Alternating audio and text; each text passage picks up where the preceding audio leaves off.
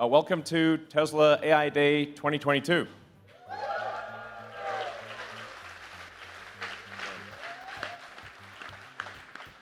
We've got some really exciting things to show you. I think you'll be pretty impressed. I do want to set some expectations with respect to our Optimus robot. As you know, last year it was just a person in a robot suit.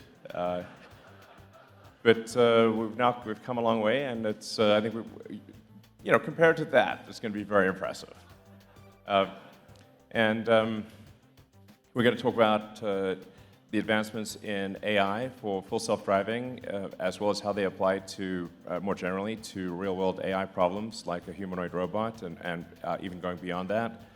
I think there's some potential that what we're doing here at Tesla could make a meaningful contribution to AGI.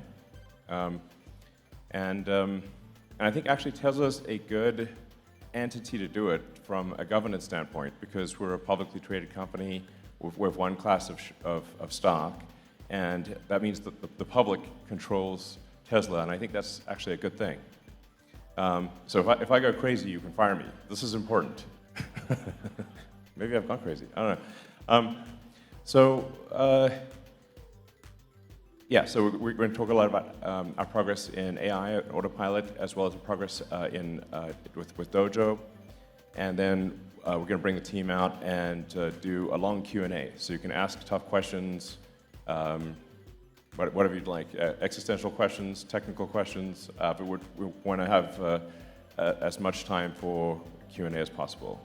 So let's see, with that, do you guys want to say anything? Hey guys, I'm Milan. I work on Autopilot and the Tesla bot. And I'm Lizzie, mechanical engineer on the project as well. Okay. So should we bring out the bot?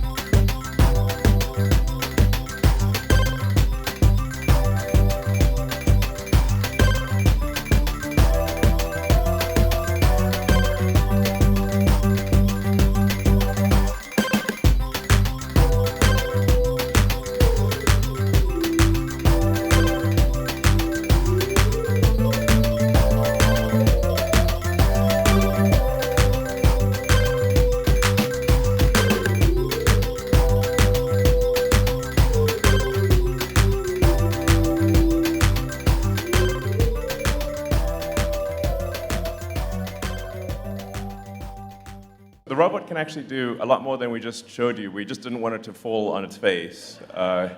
So we'll show you some videos now of the robot doing a bunch of other things, which are less risky. Yeah.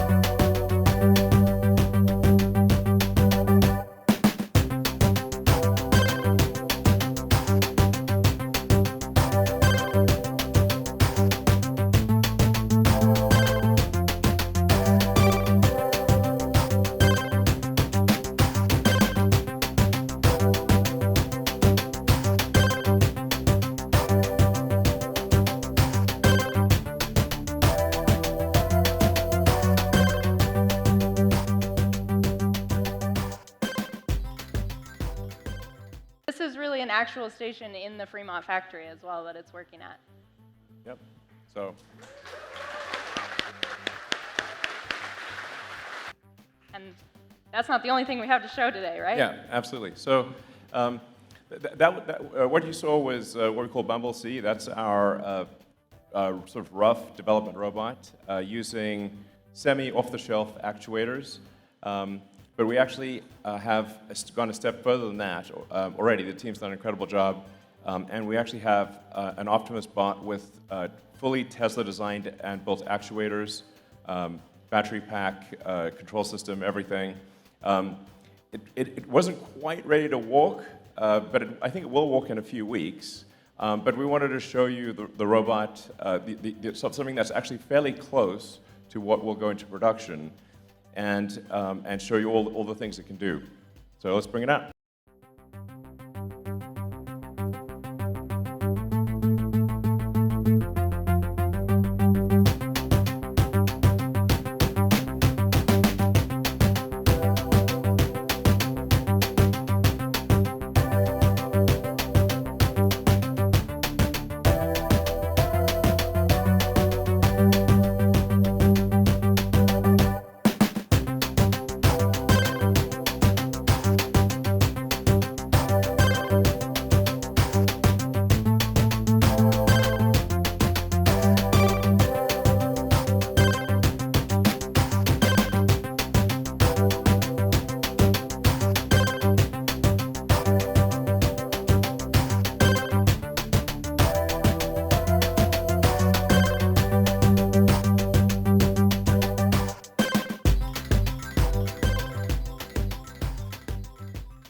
This production unit 1, which is the ability to move all the fingers independently, to have the thumb have 2 degrees of freedom, so it has opposable thumbs, and both left and right hand, so it's able to operate tools and do useful things. Our goal is to make a useful humanoid robot as quickly as possible, and we've also designed it using the same discipline that we use in designing the car, which is to design it for manufacturing such that it's possible to make the robot in high volume at low cost with high reliability.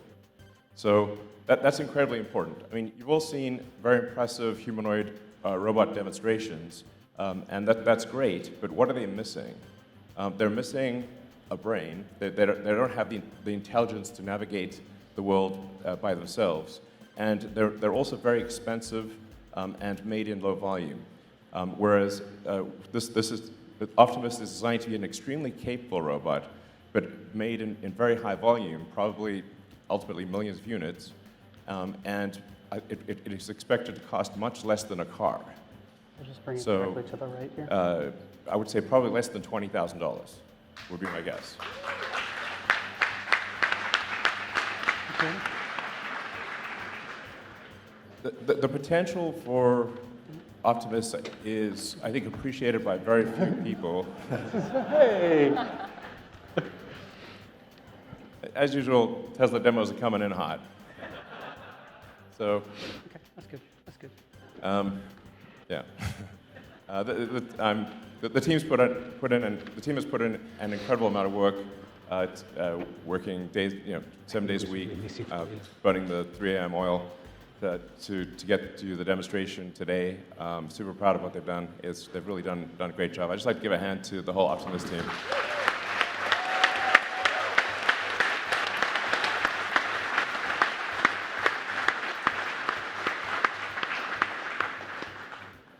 So, now there's still a lot of work to be done to refine Optimus and improve it. Obviously, this is just Optimus version 1. And that's really why we're holding this event, which is to convince some of the most talented people in the world, like you guys, to join Tesla and help make it a reality and bring it to fruition at scale such that it can help millions of people. And the potential, like I said, is really boggles the mind, because you have to say, like, what is an economy? An economy is sort of productive entities times their productivity, capita times output, productivity per capita. At the point at which there is not a limitation on capita, it's not clear what an economy even means at that point. An economy becomes quasi-infinite. So what taken to fruition in the hopefully benign scenario, this means a future of abundance, a future where there is no poverty, where you can have whatever you want in terms of products and services. It really is a fundamental transformation of civilization as we know it. Obviously, we want to make sure that transformation is a positive one and safe.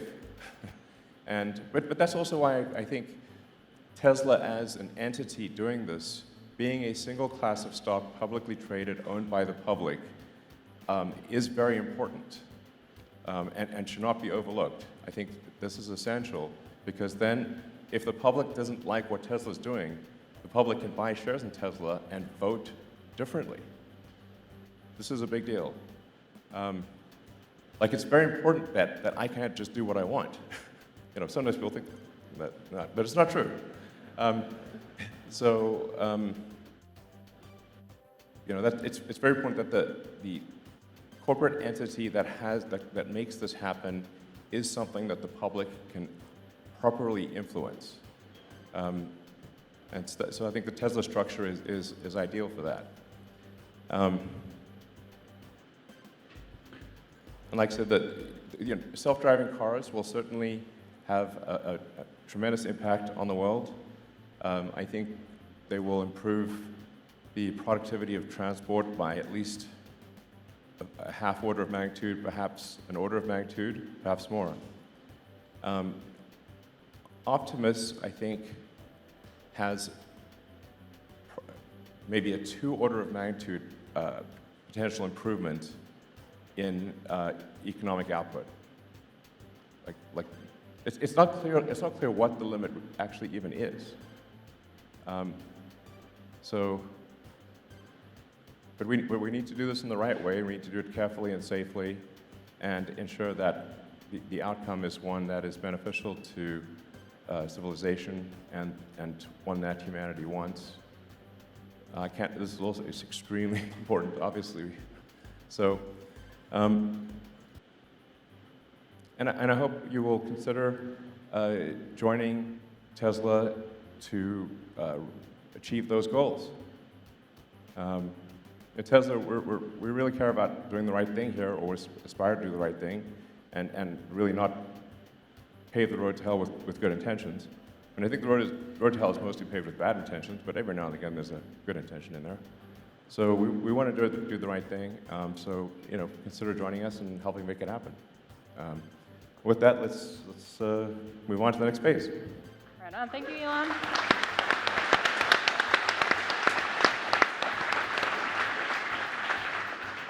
All right, so you've seen a couple robots today. Let's do a quick timeline recap. So last year, we unveiled the Tesla Bot concept, but a concept doesn't get us very far. We knew we needed a real development and integration platform to get real-life learnings as quickly as possible. So that robot that came out and did the little routine for you guys, we had that within 6 months, built, working on software integration, hardware upgrades over the months since then. But in parallel, we've also been designing the next generation, this one over here. So this guy is rooted in the foundation of sort of the vehicle design process. We're leveraging all of those learnings that we already have. Obviously, there's a lot that's changed since last year, but there's a few things that are still the same, you'll notice. We still have this really detailed focus on the true human form. We think that matters for a few reasons. But it's fun. We spend a lot of time thinking about how amazing the human body is. We have this incredible range of motion, typically really amazing strength. A fun exercise is if you put your fingertip on the chair in front of you, you'll notice that there's a huge range of motion that you have in your shoulder and your elbow, for example. Without moving your fingertip, you can move those joints all over the place. But the robot, its main function is to do real useful work. And it maybe doesn't necessarily need all of those degrees of freedom right away. So we've stripped it down to a minimum sort of 28 fundamental degrees of freedom, and then of course our hands in addition to that. Humans are also pretty efficient at some things and not so efficient in other times. So for example, we can eat a small amount of food to sustain ourselves for several hours. That's great. But when we're just kind of sitting around, no offense, but we're kind of inefficient. We're just sort of burning energy. So on the robot platform, what we're going to do is we're going to minimize that idle power consumption, drop it as low as possible. And that way we can just flip a switch and immediately the robot turns into something that does useful work. So let's talk about this latest generation in some detail, shall we? So on the screen here, you'll see in orange our actuators, which we'll get to in a little bit, and in blue our electrical system. So now that we have our sort of human-based research, and we have our first development platform, we have both research and execution to draw from for this design. Again, we're using that vehicle design foundation, so we're taking it from concept through design and analysis, and then build and validation. Along the way, we're going to optimize for things like cost and efficiency, because those are critical metrics to take this product to scale eventually. How are we going to do that? Well, we're going to reduce our part count and our power consumption of every element possible. We're going to do things like reduce the sensing and the wiring at our extremities. You can imagine a lot of mass in your hands and feet is going to be quite difficult and power consumptive to move around. And we're going to centralize both our power distribution and our compute to the physical center of the platform. So in the middle of our torso, actually it is the torso, we have our battery pack. This is sized at 2.3 kilowatt hours, which is perfect for about a full day's worth of work. What's really unique about this battery pack is it has all of the battery electronics integrated into a single PCB within the pack. So that means everything from sensing to fusing, charge management, and power distribution is all in one place. We're also leveraging both our vehicle products and our energy products to roll all of those key features into this battery. So that's streamlined manufacturing, really efficient and simple cooling methods, battery management, and also safety. And of course, we can leverage Tesla's existing infrastructure and supply chain to make it. So going on to sort of our brain, it's not in the head, but it's pretty close. Also in our torso, we have our central computer. So as you know, Tesla already ships full self-driving computers in every vehicle we produce. We want to leverage both the Autopilot hardware and the software for the humanoid platform, but because it's different in requirements and in form factor, we're going to change a few things first. So we still are it's going to do everything that a human brain does, processing vision data, making split-second decisions based on multiple sensory inputs, and also communications. So to support communications, it's equipped with wireless connectivity as well as audio support. And then it also has hardware-level security features, which are important to protect both the robot and the people around the robot. So now that we have our sort of core, we're going to need some limbs on this guy. And we'd love to show you a little bit about our actuators and our fully functional hands as well. But before we do that, I'd like to introduce Malcolm, who's going to speak a little bit about our structural foundation for the robot.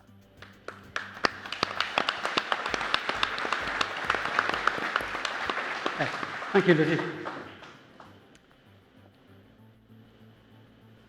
Tesla have the capabilities to analyze highly complex systems. They don't get much more complex than a crash. You can see here a simulated crash from Model 3 superimposed on top of the actual physical crash. It's actually incredible how accurate it is. Just to give you an idea of the complexity of this model, it includes every nut, bolt, and washer, every spot weld, and it has 35 million degrees of freedom. Quite amazing. And it's true to say that if we didn't have models like this, we wouldn't be able to make the safest cars in the world. So can we utilize our capabilities and our methods from the automotive side to influence a robot? Well, we can make a model, and since we had crash software, we're using the same software here, we can make it fall down. And the purpose of this is to make sure that if it falls down, ideally it doesn't, but it's superficial damage. We don't want it to, for example, break its gearbox at its arms. That's equivalent of a dislocated shoulder of a robot. Difficult and expensive to fix. So we want it to dust itself off, get on with the job it's been given. We can also take the same model And we can drive the actuators using the inputs from a previously solved model, bringing it to life. So this is producing the motions for the tasks we want the robot to do. These tasks are picking up boxes, turning, squatting, walking upstairs. Whatever the set of tasks are, we can play to the model. This is showing just simple walking. We can create the stresses in all the components. That helps us to optimize the components. These are not dancing robots. These are actually the modal behavior, the first 5 modes of the robot. And typically, when people make robots, they make sure the first mode is up around the top single figures, up towards 10 hertz. The reason to do this is to make the controls of walking easier. It's very difficult to walk if you can't guarantee where your foot is wobbling around. That's okay if you make one robot. We want to make thousands, maybe millions. We haven't got the luxury of making them from carbon fiber and titanium. We want to make them from plastic. Things are not quite so stiff. So we can't have these high targets. I call them dumb targets. We've got to make them work at lower targets. So is that going to work? Well, if you think about it, sorry about this, but we're just bags of soggy jelly and bones thrown in. We're not high frequency. If I stand on my leg, I don't vibrate at 10 hertz. People operate at low frequency, so we know the robot actually can. It just makes controls harder. So we take the information from this, the modal data and the stiffness, and feed that into the control system. That allows it to walk. Just changing tack slightly, looking at the knee. We can take some inspiration from biology, and we can look to see what the mechanical advantage of the knee is. It turns out it actually represents quite similar to 4-bar link, and that's quite non-linear. That's not surprising, really, because if you think when you bend your leg down, the torque on your knee is much more when it's bent than it is when it's straight. So you'd expect a non-linear function. And in fact, the biology is non-linear. This matches it quite accurately. So that's a representation. The 4-bar link is obviously not physically a 4-bar link. As I said, the characteristics are similar. But me bending down, that's not very scientific. Let's be a bit more scientific. We've played all the tasks through this graph, and this is showing picking things up, walking, squatting, the tasks I said we did on the stress. And that's the torque seen at the knee against the knee bend on the horizontal axis. This is showing the requirement for the knee to do all these tasks. And then put a curve through it, surfing over the top of the peaks, and that's saying this is what's required to make the robot do these tasks. So if we look at the 4-bar link, that's actually the green curve. And it's saying that the non-linearity of the 4-bar link has actually linearized the characteristic of the force. What that really says is that's lowered the force. That's what makes the actuator have the lowest possible force, which is the most efficient. We want to burn energy up slowly.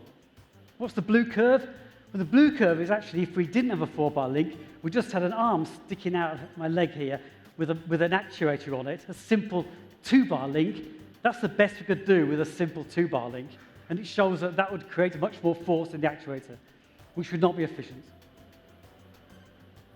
So what's that look like in practice?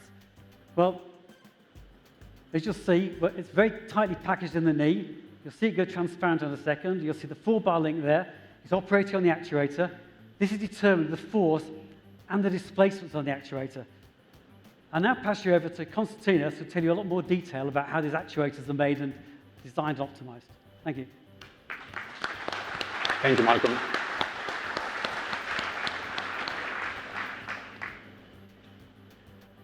So I would like to talk to you about the design process and the actuator portfolio in our robot. So there are many similarities between a car and a robot when it comes to powertrain design. The most important thing that matters here is energy, mass, and cost. We are carrying over most of our designing experience from the car to the robot.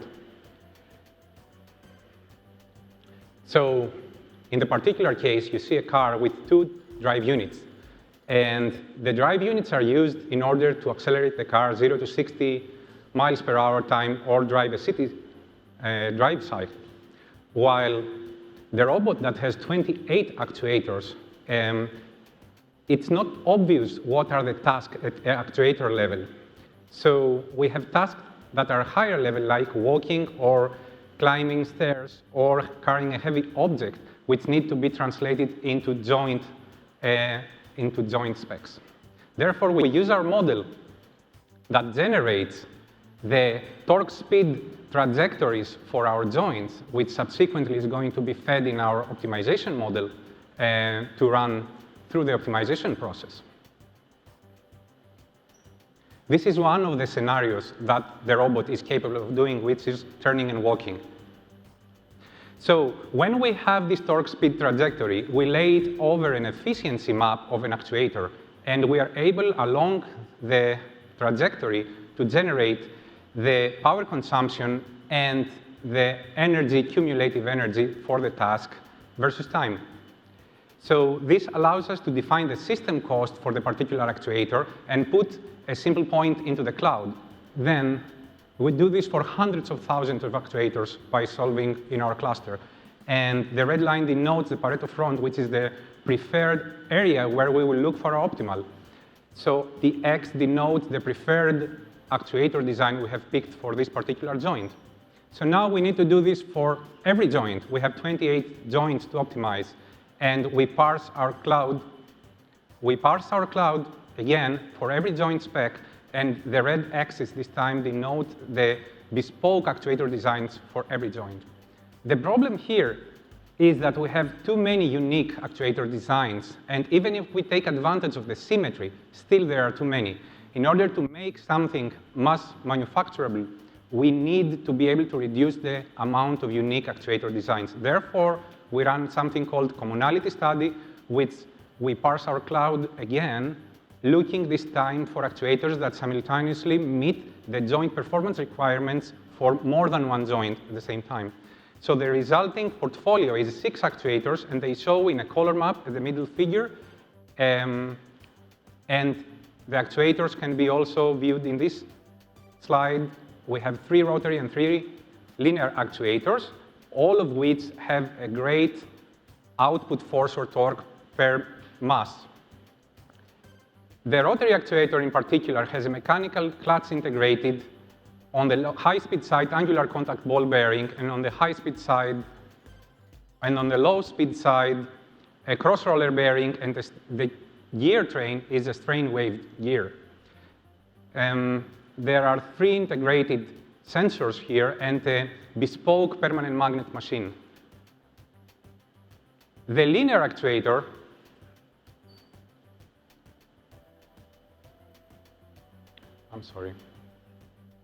The linear actuator has planetary rollers and an inverted planetary screw as a gear train, which allows efficiency and compaction and durability. So in order to demonstrate the force capability of our linear actuators, we have set up an experiment in order to test it under its limits. And I will let you enjoy the video.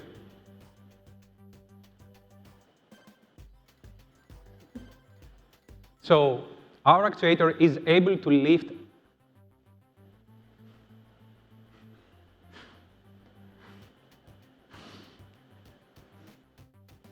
a half-ton, 9-foot concert grand piano. And this is a requirement. It's not something nice to have, because our muscles can do the same when they are direct driven. When they are directly driven, our quadricep muscles can do the same thing. It's just that the knee is an up-gearing linkage system that converts the force into velocity at the end effector of our heels for purposes of giving to the human body agility.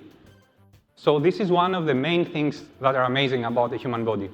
And I'm concluding my part at this point, and I would like to welcome my colleague, Mike, who is going to talk to you about hand design. Thank you very much. Thanks, Konstantinos. So we just saw how powerful a human and a humanoid actuator can be. However, humans are also incredibly dexterous. The human hand has the ability to move at 300 degrees per second. It has tens of thousands of tactile sensors, and it has the ability to grasp and manipulate almost every object in our daily lives. For our robotic hand design, we were inspired by biology. We have 5 fingers and an opposable thumb. Our fingers are driven by metallic tendons that are both flexible and strong. We have the ability to complete wide aperture power grasps while also being optimized for precision gripping of small, thin, and delicate objects. So why a human-like robotic hand? Well, the main reason is that our factories and the world around us is designed to be ergonomic. So what that means is that it ensures that objects in our factory are graspable, but it also ensures that new objects that we may have never seen before can be grasped by the human hand and by our robotic hand as well. The converse there is pretty interesting because it's saying that these objects are designed to our hand instead of having to make changes to our hand to accompany a new object. Some basic stats about our hand is that it has 6 actuators and 11 degrees of freedom. It has an in-hand controller, which drives the fingers and receives sensor feedback. Sensor feedback is really important to learn a little bit more about the objects that we're grasping, and also for proprioception. And that's the ability for us to recognize where our hand is in space. One of the important aspects of our hand is that it's adaptive. This adaptability is involved essentially as complex mechanisms that allow the hand to adapt to the objects that's being grasped. Another important part is that we have a non-back drivable finger drive. This clutching mechanism allows us to hold and transport objects without having to turn on the hand motors. You just heard how we went about designing the Tesla Bot hardware. Now I'll hand it off to Milan and our Autonomy team to bring this robot to life. Thanks, Mike.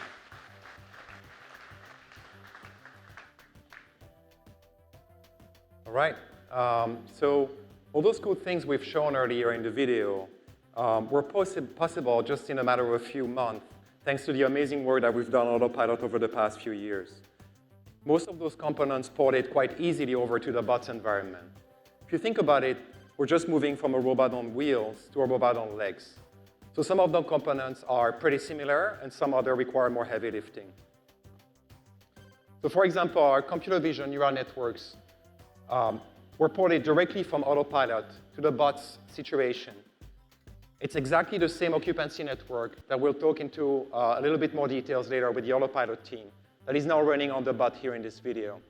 The only thing that changed really is the training data that we had to recollect. We're also trying to find ways to improve those occupancy networks using work made on neural radiance fields to get really great volumetric rendering of the bot's environments. For example, here, some machinery that the bot might have to interact with. Another interesting problem to think about is in indoor environments, mostly with absence of GPS signal, how do you get the bot to navigate to its destination? Say, for instance, to find its nearest charging station. So we've been training more neural networks to identify high-frequency features, key points within the bot's camera streams, and track them across frames over time as the bot navigates through its environment. And we're using those points to get a better estimate of the bot's pose and trajectory within its environment as it's walking. We also did quite some work on the simulation side. And this is literally the Autopilot simulator, to which we've integrated the robot's Locomotion code. And this is a video of the motion control code running in the Autopilot simulator, showing the evolution of the robot's walk over time. And so as you can see, we started quite slowly in April and started accelerating as we unlock more joints and deploy more advanced techniques like arms balancing over the past few months. And so Locomotion is specifically one component that's very different as we're moving from the car to the bot's environment.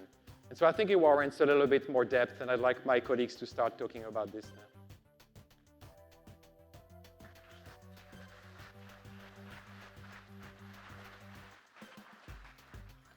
Thank you, Milan. Hi, everyone. I'm Felix. I'm a robotics engineer on the project, and I'm going to talk about walking. Walking seems easy, right? People do it every day. We don't even have to think about it. But there are some aspects of walking which are challenging from an engineering perspective. For example, physical self-awareness. That means having a good representation of yourself. What is the length of your limbs? What is the mass of your limbs? What is the size of your feet? All that matters. Also, having an energy-efficient gait. You can imagine there's different styles of walking, and all of them are equally efficient. Most important, keep balance, don't fall. And of course, also coordinate the motion of all of your limbs together. So now, humans do all of this naturally, but as engineers or roboticists, we have to think about these problems. And in the following, I'm going to show you how we address them in our locomotion planning and control stack. So we start with locomotion planning and our representation of the bot. That means a model of the robot's kinematics, dynamics, and the contact properties. And using that model and the desired path for the bot, our locomotion planner generates reference trajectories for the entire system. This means feasible trajectories with respect to the assumptions of our model. The planner currently works in 3 stages. It starts planning footsteps and ends with the entire motion for the system. And let's dive a little bit deeper in how this works. So in this video, we see footsteps being planned over a planning horizon, following the desired path. And we start from this and add then foot trajectories that connect these footsteps using toe-off and heel stride just as humans do. And this gives us a larger stride and less knee bend for high efficiency of the system. The last stage is then finding a center of mass trajectory, which gives us a dynamically feasible motion of the entire system to keep balance. As we all know, plans are good, but we also have to realize them in reality. Let's see how we can do this.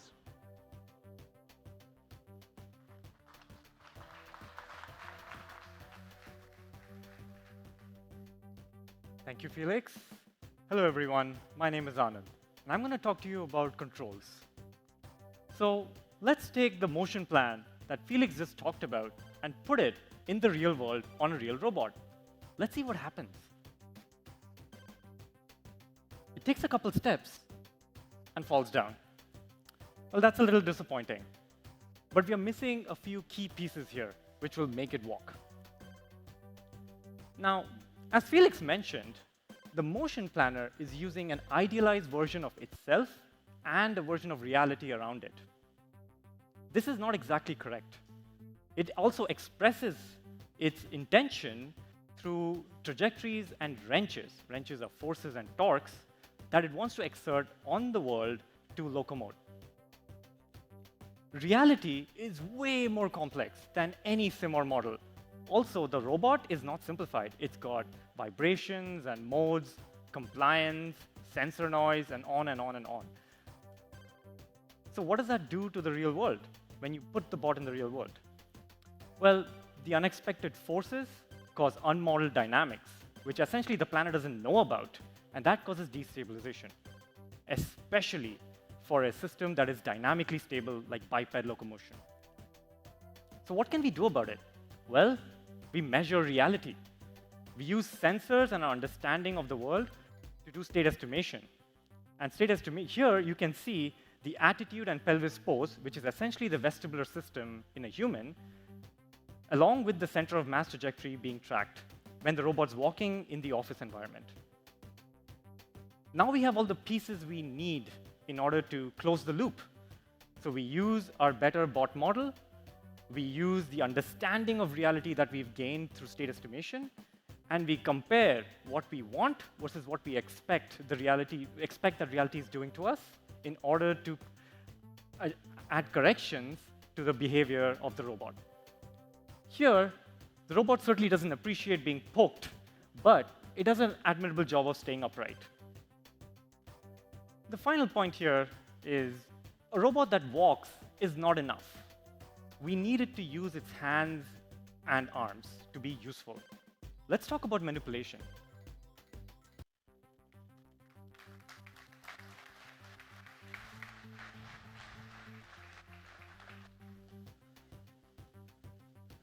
Hi, everyone. My name is Eric, robotics engineer on TeslaBot, and I want to talk about how we've made the robot manipulate things in the real world. We wanted to manipulate objects while looking as natural as possible, and also get there quickly. So what we've done is we've broken this process down into 2 steps. First is generating a library of natural motion references, or we could call them demonstrations. And then we've adapted these motion references online to the current real-world situation. So let's say we have a human demonstration of picking up an object. we can get a motion capture of that demonstration, which is visualized right here as a bunch of keyframes representing the locations of the hands, the elbows, the torso. We can map that to the robot using inverse kinematics. And if we collect a lot of these, now we have a library that we can work with. But a single demonstration is not generalizable to the variation in the real world. For instance, this would only work for a box in a very particular location. So what we've also done is run these reference trajectories through a trajectory optimization program, which solves for where the hand should be, how the robot should balance during when it needs to adapt the motion to the real world. So for instance, if the box is in this location, then our optimizer will create this trajectory instead. Next, Milan's going to talk about what's next for the Optimus Tesla bot. Thanks. Thanks, Eric.